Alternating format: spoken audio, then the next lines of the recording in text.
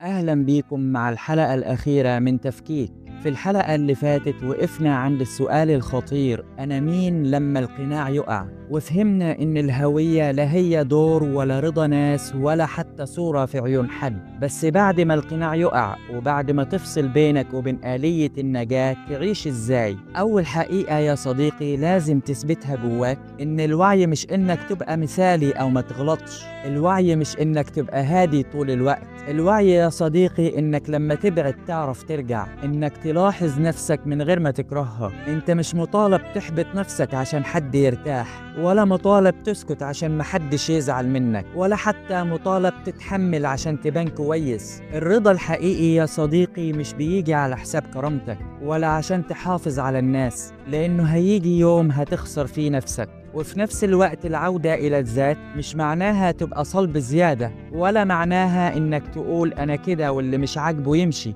مش معناها تقفل قلبك وتسمي ده نضج. الذات الصحية لا هي أنانية ولا تضحية مؤذية، الذات الصحية عارفة حدودها فين وبتقف عندها. ربنا يا صديقي ما خلقكش نسخة احتياطية من حد، ولا خلقك عشان ترضي البشر. ربنا خلقك أمانة وروح ومسؤولية، والمسؤولية دي مش إنك تبقى كامل، إنما تبقى صادق، إنك لما تفشل ترجع تاني، ولما تضعف ما تكرهش نفسك، ولما تحط حدود تحطها بعدل مش بعدوان. اللي خلقك عارف ضعفك وعارف قوتك وعارف إنك هتقع، ومع ذلك ما سحبش منك قيمتك.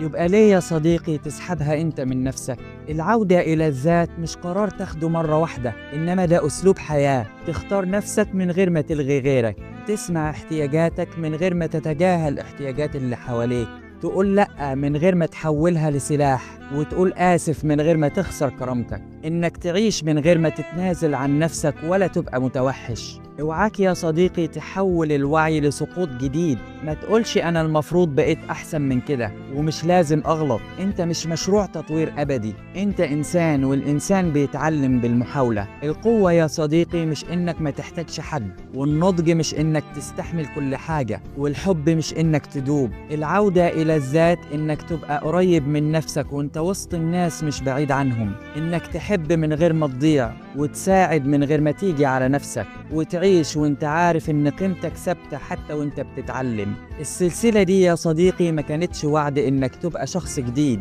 ولا كانت وعد بحياة مثالية، لكن يمكن وعدتك بحاجة اهم: ان يبقى عندك مرجع داخلي اقوى من رأي الناس، مكان آمن جواك ترجع له كل ما تتلخبط، مش عشان تهرب لكن عشان تفتكر انك مش محتاج تيجي على نفسك عشان تتحب، ومش محتاج تأذي غيرك عشان تحمي نفسك. العودة إلى الذات مش نهاية، دي طريقة تمشي بيها بهدوء وكرامة ووعي. ودي يا صديقي نهاية سلسلة تفكيك، لكن بداية لحياة مختلفة. تفكيك مش عشان تبقى حد تاني، تفكيك عشان ترجع لنفسك. شكرا ليك يا صديقي على صبرك معايا طول الرحلة، وأتمنى إنها تكون مفيدة. ومتنساش يا صديقي شير للفيديو، يمكن غيرك يستفيد. رمضانكم سعادة.